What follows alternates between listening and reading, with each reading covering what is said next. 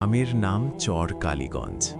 চারদিকে নদী, মাঝখানে কিছু ঘরবাড়ি, আর গ্রামের একদম শেষ মাথায় একটা বিশাল বিল। সেই বিলের ওপারে একা দাঁড়িয়ে থাকা একটা পুরনো তালগাছ, যেটাকে সবাই অভিশপ্ত তালগাছ বলে ডাকে। দিনের বেলায় জায়গাটা সাধারণই লাগে, কিন্তু রাত নামলেই সব কিছু বদলে যায়। বাতাস থেমে যায়, কুকুরগুলো চিৎকার করে, আর বিলের পানি এমন নিস্তব্ধ হয়ে থাকে যেন কোনো জীবন্ত জিনিস সেখানে নেই। গ্রামের মানুষজন সন্ধ্যার পর ওইদিকে যায় না, কারণ তারা জানে ওই তালগাছ ডাকে। শহর থেকে আসা রাশেদ এসব বিশ্বাস করত না। সে গ্রামের বাড়িতে বেড়াতে এসে প্রথম দিনই এসব গল্প শুনে হেসে উড়িয়ে দিয়েছিল। তার কাছে এসব ছিল মানুষের বানানো ভয়, কিন্তু গ্রামের বৃদ্ধ মজিদ চাচার চোখের ভেতরের ভয়টা সে খেয়াল করেনি। মজিদ চাচা শুধু বলেছিলেন, বাবা, রাতে যদি কেউ ডাকে, কোনো অবস্থাতেই বাইরে যাস না, বিশেষ করে যদি তোর নাম ধরে ডাকে। প্রথম রাতেই ঘটনাটা শুরু হয়। গভীর রাত, চারদিকে অদ্ভুত নীরবতা। হঠাৎ রাশেদের ঘুম ভেঙে গেল। সে স্পষ্ট শুনতে পেল কেউ যেন তার নাম ধরে ডাকছে, রাশেদ, রাশেদ। কণ্ঠটা ছিল মিষ্টি, কিন্তু অদ্ভুত ঠান্ডা। সে উঠে বসে জানালার দিকে তাকালো। দূরে বিলের ওপারে তালগাছের নিচে একটা সাদা কাপড় পরা মহিলা দাঁড়িয়ে আছে। তার চুলগুলো লম্বা, মুখটা দেখা যাচ্ছে না, কিন্তু সে হাত তুলে ইশারা করছে, আসতে বলছে। রাশেদের বুক কাঁপতে লাগল, কিন্তু কৌতূহল ভয়কে হারিয়ে দিল। সে ভাবল কেউ হয়তো সাহায্য চাইছে। সে লণ্ঠন হাতে বের হয়ে গেল। বাড়ির সামনে আসতেই কুকুরগুলো অদ্ভুতভাবে চিৎকার শুরু করল, যেন তাকে থামাতে চাইছে। বাতাসে একটা পচা গন্ধ ভাসছিল। সে ধীরে ধীরে বিলের দিকে এগোলো। বিলের ধারে পৌঁছাতেই সে বুঝল কিছু একটা ঠিক নেই। পানি একদম স্থির, যেন আয়নার মতো। সে তালগাছের দিকে তাকালো। কেউ নেই, জায়গাটা ফাঁকা। তার শরীর ঠান্ডা হয়ে গেল। ঠিক তখনই পেছন থেকে আবার সেই কণ্ঠ, রাশেদ। সে ঘুরে দাঁড়ালো, কিন্তু কেউ নেই।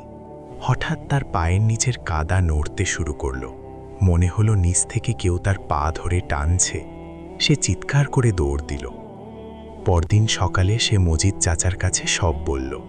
চাচা কিছুক্ষণ চুপ থেকে বললেন, তোকে ডেকেছে, মানে ও তোকে বেছে নিয়েছে।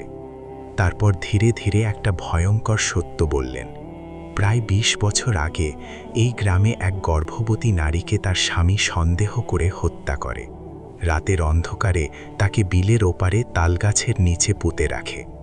সেই নারী নাকি মারা যাওয়ার আগে কাঁদতে কাঁদতে বলেছিল, আমার বাচ্চাটাকে বাঁচাও।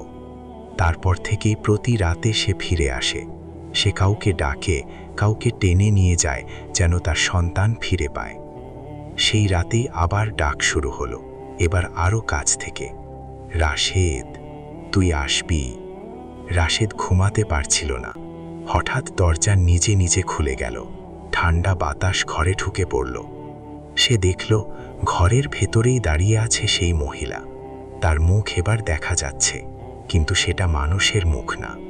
চোখ দুটো পুরো সাদা, মুখে অদ্ভুত হাসি, আর পেটটা ফুলে আছে, যেন এখনো গর্ভবতী। সে ধীরে ধীরে বলল, আমার বাচ্চা কোথায়? রাশেদ পিছিয়ে যেতে লাগলো, কিন্তু তার পা যেন মাটিতে আটকে গেছে। মহিলা হঠাৎ তার দিকে ঝাঁপিয়ে পড়ল। রাশেদ জ্ঞান হারিয়ে ফেলল। পরদিন সকালে তাকে বিলের ধারে অচেতন অবস্থায় পাওয়া গেল, কিন্তু সে আগের মতো ছিল না। তার চোখ ফাঁকা, মুখে কোনো কথা নেই। কয়েকদিন পর সে হঠাৎ কথা বলা শুরু করল, কিন্তু সেটা তার নিজের কণ্ঠ না। সে বলল, আমি ফিরে এসেছি। গ্রামের মানুষ ভয় পেয়ে গেল। তারপর এক রাতে সবাই শুনল রাশেদ নিজেই বিলের দিকে হাঁটছে। কেউ তাকে থামাতে পারেনি। সে ধীরে ধীরে পানির ভেতরে ঢুকে গেল। আর ঠিক তখনই তালগাছের নিচে আবার দেখা গেল সেই সাদা মহিলাকে, কিন্তু এবার তার সাথে আরেকটা ছায়া, রাশেদের।